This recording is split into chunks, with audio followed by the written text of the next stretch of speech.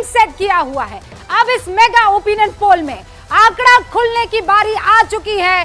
सारे खास मेहमानों का तारुफ मैं आपसे करवाऊंगी, लेकिन उससे पहले आज जो हमारे पास अब अगला राज्य आ रहा है वो आपके सामने है। बेंगलुरु कर्नाटक की ये सीटें, जहां पर एनडीए के खाते में 4 सीट, कांग्रेस के खाते में 1 और अन्य के खाते में 0 जाता हुआ इस वक्त नजर आ रहा है। ये पिटारा खुला कर्नाटक का। सबसे पहले बेंगलुरु की खबर। बेंगलुरु में 4 सीटें जाती हुई एनडीए के खाते में नजर आ रही है। और यहां कर्नाटक के उत्तरी इलाके की अगर बात करूं, यानी उत्तर कर्नाटक, तो आप देख लीजिए 10 सीटें एनडीए के खाते में, कांग्रेस के खाते में 1 और अन्य खाता भी नहीं खोल पा रहा है। ये उत्तर कर्नाटक का। और अब तटीय कर्नाटक, यानी जो पूरा का पूरा कोस्टल रीजन है, 28 में से 3 सीटें यहां पर 28 में से 3 सीटें एनडीए के खाते में जाती हुई नजर आ रही है। ये दक्षिण कर्नाटक का पिटारा खुला। 28 में से 9 सीटें यहां पर देखिए एनडीए के खाते में 8 आती है। दक्षिण कर्नाटक की जो 9 सीटें, 9 सीटों में से 8 सीटें एनडीए के खाते में, और कांग्रेस 1 सीट लाती हुई यहां पर नजर आ रही है। बिल्कुल। और रूबिका, कहीं ना कहीं रीजन वाइज आप बताने की कोशिश कर रही थी कि रीजन वाइज क्या मुश्किल की घड़ी है यहां कांग्रेस के लिए, इंडी गठबंधन के लिए। बिल्कुल। और हम आपको दिखा रहे हैं 28 सीटों का लेखा जोखा, उसमें 25 सीटें जो हैं वो एनडीए के खाते में नजर आ रही हैं और केवल 3 पर संतोष करना पड़ेगा कांग्रेस को, और अन्य के खाते में कुछ नहीं है। तो ओवरऑल जो 28 सीटें हैं कर्नाटक की, उनका लेखा जोखा हम बता रहे हैं आपको। और आप अगर ये तस्वीर बिल्कुल एक बार फिर रीजन वाइज दिखाइए। बेंगलुरु की 28 में से 5 सीटें हैं, 5 में से 4 सीटें एनडीए के खाते में, कांग्रेस के खाते में 1 सीट आती है। Change the slide. अब हम असम का जिक्र करते हैं। कर्नाटक आपने देख लिया, एनडीए के खाते में जाता हुआ कर्नाटक नजर आ रहा है, लेकिन यहां पर असम में देखिए एआईयूडीएफ के खाते में महज 1 सीट,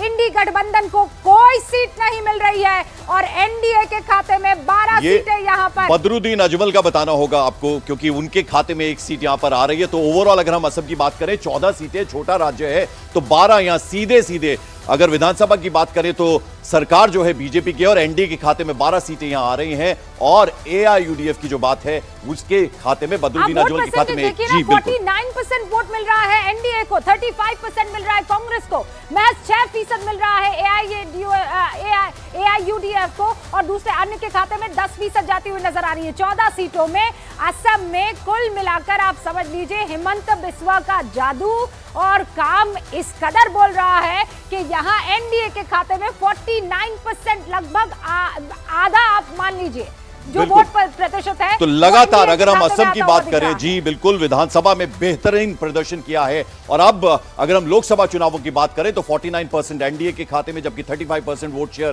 कांग्रेस के खाते में, 6% एआईयूडीएफ यानी बदरुद्दीन अजमल की पार्टी, और 10 अन्य के खाते में। तो ये हम आपको ओवरऑल लेखा जोखा बता रहे हैं। दो राज्य है पंकज, दोनों कर्नाटक और असम।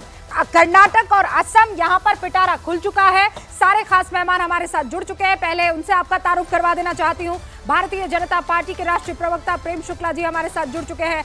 जनता दल सेक्युलर के मनीष कुमार, और भारत राष्ट्र समिति यानी बीआरएस के जो कृषांक माने हैं वो भी हमारे साथ कुछ देर में जुड़ेंगे। और स्टूडियो में जो हमारे साथ मेहमान है, जरा उनका तारुफ हम करवा दें। हमारे साथ वरिष्ठ पत्रकार सतीश के सिंह साहब स्टूडियो में, बहुत बहुत स्वागत सर आपका। रामकृपाल सिंह चुनाव विश्लेषक हैं, आपका भी बहुत बहुत स्वागत है सर। उमेश झा हमारे साथ, ये वो खास मेहमान है जिन्होंने ये पूरा जो हमारा ओपिनियन पोल है रूबिका, उसको एक शक्ल दी है। और इनका जो सैंपल साइज है 1,18,000 से भी ज्यादा सैंपल साइज है, तो आप समझ सकते हैं कितना बड़ा ये मेगा ओपिनियन पोल है। और सीपीआई के विवेक श्रीवास्तव जी हमारे साथ हैं। लेकिन सबसे पहले प्रेम शुक्ला जी, आपका रुख हम करना चाहेंगे।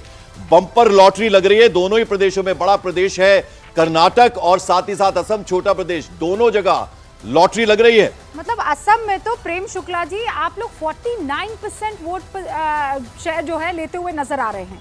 मैं पिछला लोकसभा देखूं तो 36.41% था वो। रूबिका जी, मुझे लगता है कि लॉटरी शब्द इसके लिए ठीक नहीं है। आदरणीय प्रधानमंत्री जी के नेतृत्व में जिस तरह से विकास के कल्याणकारी कार्य हुए हैं, जिस तरह से हमारा कार्यकर्ता जो है परिश्रम की पराकाष्ठा करता है, उसके कारण जो है भारतीय जनता पार्टी के पक्ष में ये प्रचंड जनादेश है। और यह जनादेश जो है वो विकसित भारत के निर्माण का जो अमृत संकल्प है उसकी संपूर्ति की दिशा में लिया गया है। और जनता ये जब जनादेश देती है तो बहुत तोल मोल के देती है।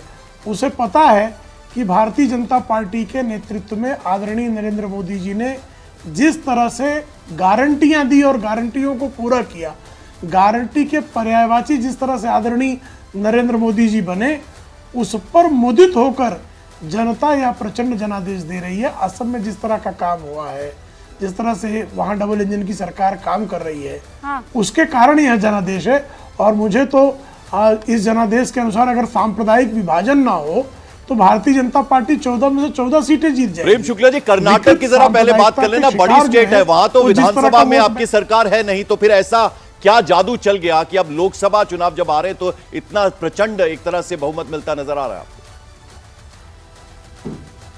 देखिए पंकज जी, पिछली बार भी आपको याद होगा कि भारतीय जनता पार्टी की सरकार वहां नहीं थी और तब तो जो है कांग्रेस और जनता दल सेकुलर की जो है गठबंधन थी।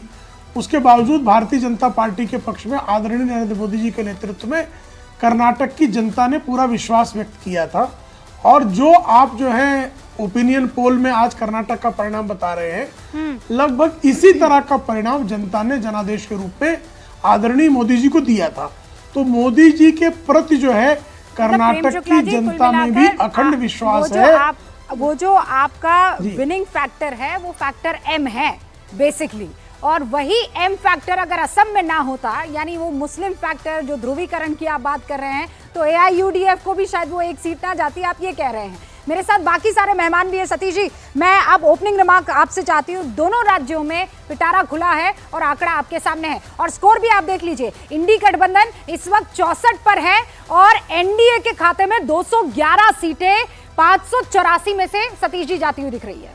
देखिए, मैं तो ओपिनियन ही दूंगा क्योंकि पोल हम देंगे सर। हाँ, ओपिनियन सुनिए, ओपिनियन ही दूंगा मैं कि ओपिनियन पोल जो है, तो मैंने आपसे पहले ही कहा था कि उसमें थोड़ा मुझे यकीन नहीं है। फिर भी ये कोई ज़रूरी नहीं है कि आप ओपिनियन पोल से ही सारा चीज़ बताएं। कर्नाटक में भारतीय जनता पार्टी की जड़ें मजबूत हैं। वहाँ कांग्रेस की सरकार वो विधानसभा के स्तर पर है और वो लगता था भी कि हो जाएगा, लेकिन जो देश का चुनाव होगा और दक्षिण का दरवाज़ा है भाजपा के लिए जी, तो वो सीटें उनकी आएंगी। लेकिन जिस प्रकार से हमारी समझ है, वहाँ 3-4 सीटें जो है कांग्रेस पार्टी को भी आएंगी। और कहाँ आएंगी वो बता सकता हूँ, लेकिन उतना आपके पास टाइम नहीं है। दूसरा पूरा टाइम है सर। है हाँ, तो आप उससे जो देखिए तेलंगाना से सटा हुआ जो इलाका है जी, उसमें आप देखिएगा उनको ये कुछ समर्थन वहाँ मिलेगा। बिल्कुल। और दूसरा ये है कि एक जब प्रदेश में सरकार रहती है, एक हमको लगता है कि वहाँ थोड़ा सा कांग्रेस ऑर्गेनाइज्ड भी है, तो एक आपको रेसिस्टेंस वहाँ पे दिखेगा, ऐसा हमको लगता है। और दूसरी बात जो आपने पूछी है वहाँ का असम का, हम तो यहाँ मानने के लिए तैयार हैं आपकी बातों की के हिसाब से भी वहाँ पोलराइज्ड इलेक्शन जैसा स्थिति है। और हिमंता बिस्वा शर्मा जो हैं कांग्रेस के इनसाइडर रहे हैं और वो आजकल जो है वो नॉर्थ ईस्ट में भारतीय जनता पार्टी के एकदम चेहरा है जी। तो वहाँ पर तो मतलब हालांकि उनका भारत जोड़ो न्याय यात्रा उधर से भी आया है और नॉर्थ ईस्ट एक ऐसा किला है जो मैं बार बार कहता हूँ जिसको भारतीय जनता पार्टी ने कांग्रेस के मुंह से छीन लिया और वो बहुत बड़ा अंतर ला दिया। तो असम में आप समझिए एकदम एक तरफा होगा, ऐसा हमें कोई चूंकि हेमंता बिस्वा शर्मा का जिक्र हो रहा है तो वो एक ऐसे लीडर हैं, आप स्टेट में सीएम है लेकिन आपकी एक नेशनल छवि एक बड़े लीडर के रूप में बनती है, तो एक बड़ी उपलब्धि उनके खाते में वो भी जाती है। लेकिन मैं एक बात